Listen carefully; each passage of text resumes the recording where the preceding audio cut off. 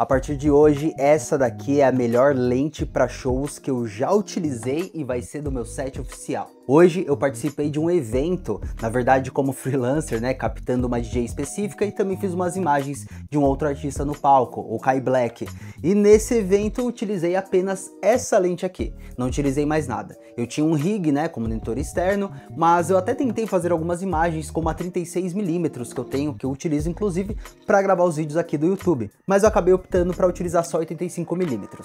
Eu ativei também uma opção ali na Sony A7 III, a câmera full frame que eu estava utilizando, um botão que quando eu aperto ele cropa a minha imagem, eu consigo dar um leve zoom até o artista. Isso sem perder a função do 4K 24 quadros, que é o que eu prefiro filmar. Desse modo, eu fiz boa parte do evento, se não 90% dele, só utilizando essa lente aqui, e essa é uma 85mm. Antes de eu te falar qual que é essa, eu preciso me apresentar. Se essa é a sua primeira vez aqui, seja muito bem-vindo. Eu sou o Cauê Passos, do canal O Cauê em Passos, e trabalho com fotografia e audiovisual há mais de 8 anos, e hoje eu vou falar o porquê que essa aqui se tornou a minha lente oficial de shows e eventos sociais. Essa daqui é uma 85mm 1.4 da Make, uma lente tão nítida que quando eu fiz um vídeo nesse perfil aqui, há alguns meses atrás, eu fiz um ensaio inteiro completo com ela, e eu me surpreendi com a nitidez que ela entrega, porque em comparativos, né, diretos, eu utilizei já a 85 1.4 da Sigma Art, também para Sony,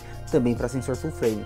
E ela se iguala muito em nitidez. Ela só perde em uma coisa assim que chama muito mais atenção, que é a construção dela, que é de plástico. Só que isso tem uma vantagem, pelo fato de ser de plástico e não ter o Ether Sealing, né, que é aquela proteção contra poeira, umidade, chuvas leves, você acaba pagando um preço muito mais barato. Uma 85mm 1.4 da Sigma Art, por exemplo, sai pela bagatela de uns R$6.500, dependendo do fornecedor onde você encontra. Já essa lente aqui, eu sei que ela permeia os R$2.200, lógico, com os fornecedores certos. Eu, inclusive, vou deixar o link dela aqui na descrição. Vou ver se eu encontro algum estoque no Brasil para facilitar para vocês, já que eu compro tudo no AliExpress e isso deixa muito mais barato. E comprando pelo meu link, você também fortalece aqui o canal. Eu fiz umas imagens hoje no evento e eu tô compartilhando ela com vocês aqui na tela. Eu consegui ter um ganho muito maneiro de textura, e eu ainda quebrei um pouco da textura utilizando um filtro que eu utilizo, que é um filtro White Mist. Antes de eu mostrar de fato todas as imagens, eu preciso mostrar para vocês o rig que eu utilizo. Eu utilizei uma Sony A7 III com a lente 85mm 1.4 nela, mas eu coloquei também um Matebox. O Matebox ele funciona como um parasol, ele protege um pouquinho para poder, né, contra raios de luz, alguns flares indesejados também, que podem prejudicar o autofoco da câmera. E eu poderia utilizar o parasol da própria lente, só que o motivo pelo qual eu não uso é porque eu usei um adaptador do próprio Matebox, que permite eu utilizar 2 filtros de uma vez. E essa vantagem que me fez ficar utilizando o Matebox e a abinha do Matebox como parasol. Nesses filtros eu utilizei um filtro ND variável da Nise, chamado True Color. Esse filtro ele tem 5 stops e ele não faz aquele efeito de X na tela. Muitas vezes quando eu utilizava o meu outro filtro da KNF Concept, né, meu ND variável, dependendo da posição que eu colocava, ele dava vinheta, alterava as cores, dava um X na tela. E eu aprendi com um amigo meu, o Rod Calri, que bons filtros, eles de fato vão custar caro. Então, infelizmente, esse é um filtro caro. Se eu encontrar algum link dele aqui no Brasil, eu vou deixar aqui na descrição também. E o outro filtro que eu utilizei foi um filtro da Kenko, um filtro White Mist. O que é o White Mist? Para quem já conhece o filtro Black Mist, que aumenta a difusão dos raios de luz, o White Mist ele acaba suavizando os tons de preto na imagem e também deixa um pouquinho de fog, né?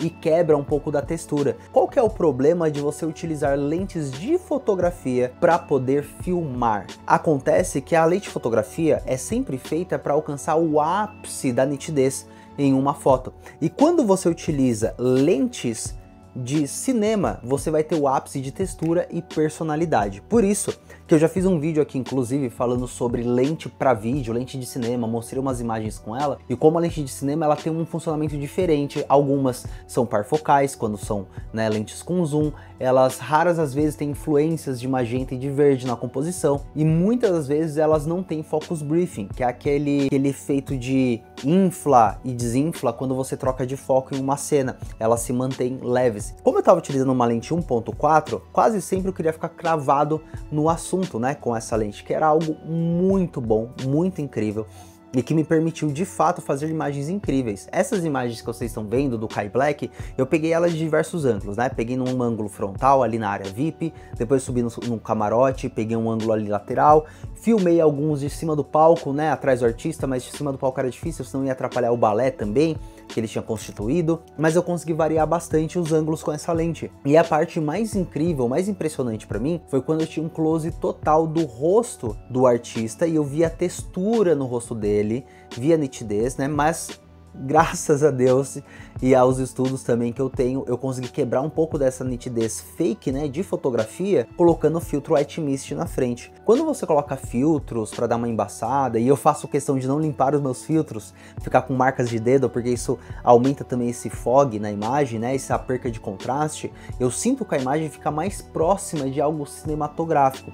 Lógico que vários fatores influenciam. Por exemplo, câmera full frame com alta profundidade de campo, né, um grande desfoque, eu utilizar também 24 quadros para filmar, que é algo que se usa no cinema, então nosso cérebro tem uma memória emocional de quando o filme 24, né, que lembra os filmes que a gente assistia na televisão ou quando a gente vai no cinema.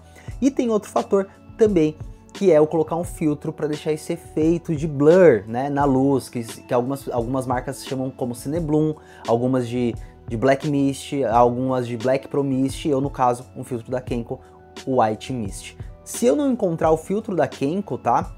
Para colocar o link aqui para vocês, que é uma marca japonesa, então é mais difícil de ter coisa no AliExpress, eu vou colocar um similar, porque o White Mist várias marcas fabricam, eu vou procurar um num preço bem interessante. Agora, como nem tudo são flores, eu preciso falar do sistema de foco dessa lente, que às vezes decepciona um pouco. Acontece que em 1.4 a lente fica um pouco maluca, só que eu preciso deixar bem claro para vocês que eu estou utilizando uma Sony A7 III, que é uma câmera de 2018.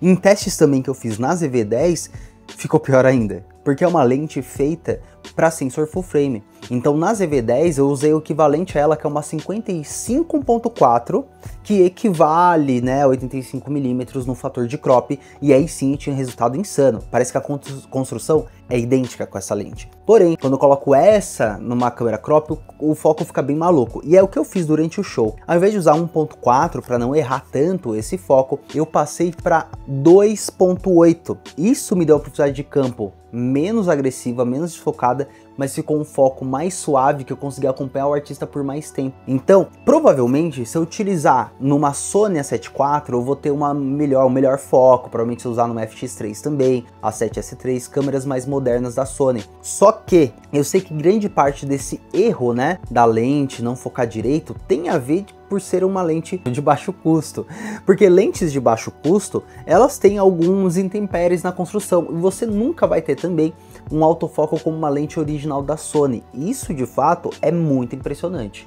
Eu já tive a oportunidade de trabalhar com algumas lentes da Sony, 70-200 2.8 Mark II, 85mm 1.4, já utilizei a 20mm 1.8 e a 24mm 1.4, já utilizei também a lente 35.4 fixa, 50mm 1.2, e assim, o desempenho de uma lente Sony numa câmera Sony é impecável. Se um dia você tiver a oportunidade, você que tem câmera Sony, comprar uma lente da própria fabricante, você não vai se arrepender. Vai ser uma lente que eu acredito que vai te acompanhar pela vida toda, e se você quiser desapegar, tem um alto valor de revenda no mercado. Diferente dessa lente, que por mais que ela seja incrível, poucas pessoas conhecem e têm dificuldade de confiar em comprar uma dessa de segunda mão. Então tem algumas intempéries se eu quiser vender essa lente, coisa que eu não tenho vontade. Já vendi várias que eu tive aqui, mas assim, essa lente eu vou evitar muito desapegar dela, porque ela me acompanha em fotografia e agora em vídeo também.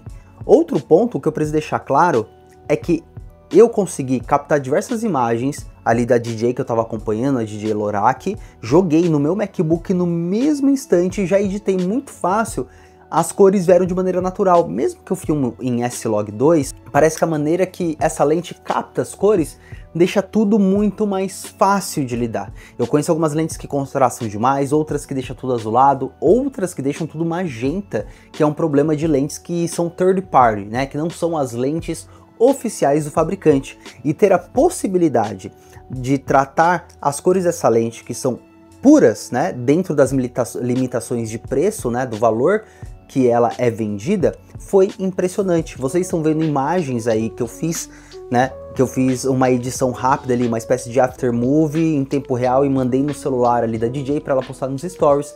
E essas imagens eu dei uma tratadinha com o meu pacote de LUTs. Esse meu pacote de LUTs está disponível para download se você quiser, tá? Isso agiliza muito a nossa edição. Vem junto também vem pacotes, né, de conversores de log para REC 709 da Sony, da Canon, da Fuji, enfim, tem diversas câmeras para poder te auxiliar. E também serve em imagens que não são em log. Aí vocês viram as imagens que eu fiz de drone também. Eu tenho um DJI Mini 4K, um drone bem simples assim, que não filma em log, e eu apliquei o mesmo LUT em cima da camada para poder aplicar esse efeito e ficar com a mesma cor do que eu tinha filmado com a câmera. Por mais que não fique idêntico, né, porque são sensores de fabricantes diferentes, a cor ficou bem próxima porque eu soube dosar, soube lidar com os arquivos e tudo mais. Na minha timeline você consegue ver uma faixa que tem um conversor de REC 709, né, das imagens de S-Log2 da Sony, e na faixa de cima são as imagens do drone, que eu deixei apenas a camada do meu LUT.